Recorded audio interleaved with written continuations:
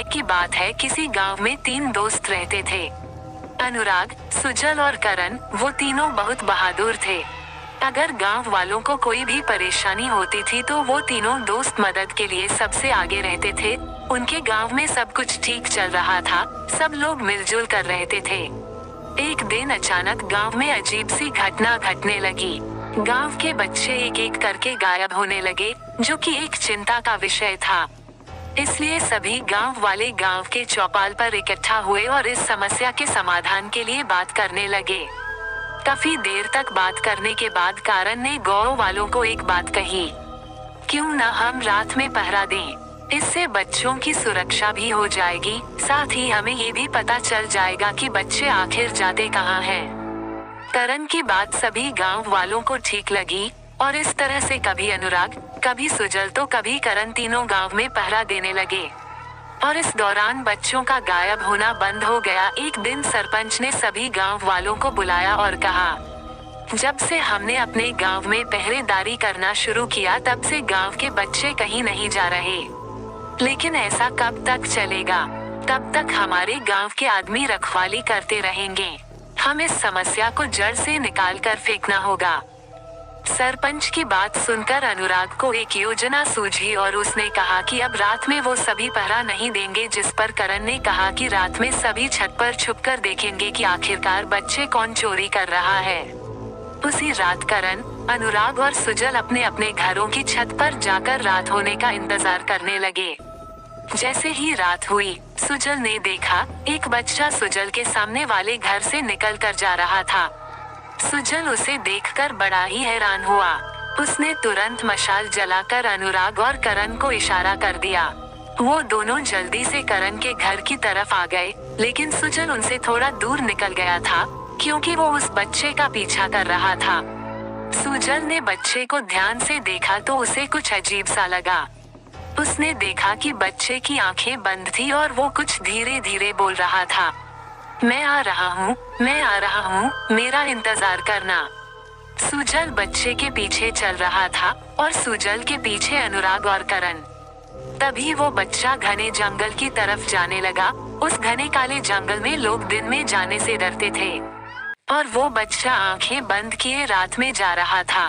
ये देखकर तीनों हैरान हो गए, लेकिन वहाँ अचानक जोरों से आंधी चलने लगी, पेड़ों के पत्ते जोरों से हिलने लगे और वो बच्चा वहाँ से गायब हो गया, जिसे देख सभी हैरान हुए और जंगल की ओर निकल गए। वो तीनों जंगल के अंदर जाने ही वाले थे, तभी वहाँ सरपंच के साथ मेघा और सोनम भी हाथ में मशाले लेकर आ गईं। इसके बाद वो सभी जंगल के अंदर चले गए।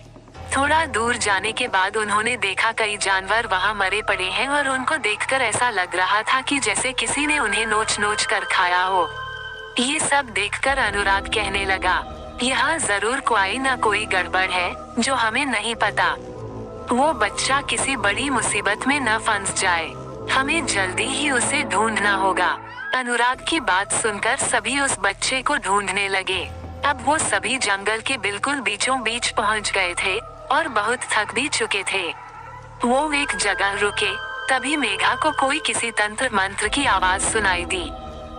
मेघा के ऐसे कहते ही सभी चुपचाप आवाज सुनने लगे। तभी उन सभी को भी वहाँ पर मंत्र पढ़ने की आवाज सुनाई दी। अनुराग ने हाथ से इशारा करते हुए कहा, आवाज की तरफ चलने को कहा। सभी आवाज की तरफ बढ़े तो जो उन्होंने देखा उसे देखकर उन सब के होश उड़ गए। वहाँ पर एक जगह आग जल रही थी, उसके चारों ओर वो बच्चे बैठे हुए थे जो गांव से गायब थे और वो बच्चा भी जिसके पीछा अनुराग, सुजल और करण कर रहे थे। वो सभी बच्चे आंख बंद करके बैठे थे और हर बच्चे के आगे एक पौधा लगा हुआ था। ऐसा लग रहा था जैसे उसको किसी ने अपने वश में कर लिया हो। वहाँ पर एक डायन, जो दिखने में बहुत भयानक थी, बच्चों के चारों ओर चक्कर लगा रही थी। उसके हाथ में एक खून भरा प्याला भी था और वो मंत्र पढ़ पढ़कर बच्चों के ऊपर खून डाल रही थी। सभी उस डायन के पास जाकर खड़े हो गए और करण गुस्से से बोला, कौन हो तुम और इन बच्चों से क्या चाहती हो? डायन, पहले ये बताओ तुम कौन हो और यहाँ क्यों आए हो? तुमने मेरी साधना में विघ्न डालने की हिम्मत कैसे की? मैं इन बच्चों की बलि चढ़ाकर काली शक्तियों पर और इस दुनिया पर राज करूंगी। ये सुनकर गांव के सरपंच ने करण से धीरे से कहा, सरपंच करण, मुझे एक बात समझ नहीं आ रही, ये हर बच्चे के आगे एक पौधा क्यों लगा है? करण, हाँ, इसके पीछे जरूर कोई राज है। सुजल, अनुराग, तुम दोनों इस डायन को बातों में उलझाओ, मैं मेघा और सोनम के साथ उन बच्चों को बचाने जाता हूँ। करण के ऐसा कहते ही सुजल और अनुराग उस डायन के पास चले गए। फिर करण, मेघा और सोनम ने उन बच्चों के सामने से पौधे उखाड़ दिए। इसके बाद बच्चों ने अपनी आंखें खोल ली और वो सब अब ठीक हो गए।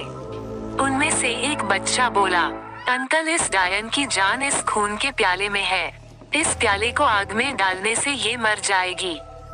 करण ने मेघा, सरपंच और सोनम से उन बच्चों को वहां से ले जाने के लिए कहा और अब करण, अनुराग और सुजल अकेले ही उस डायन से लड़ रहे थे। डायन तीनों में से किसी को भी खून के प्याले के पास नहीं जाने दे रही थी, लेकिन फिर भी अनुराग ने जल्दी से खून का प्याला उठा लिया और उस खून भरे प्याले को आग में डाल दिया। जैसे ही वो खून भरा प्याला आग में गया, डायन चिल्लाने लगी।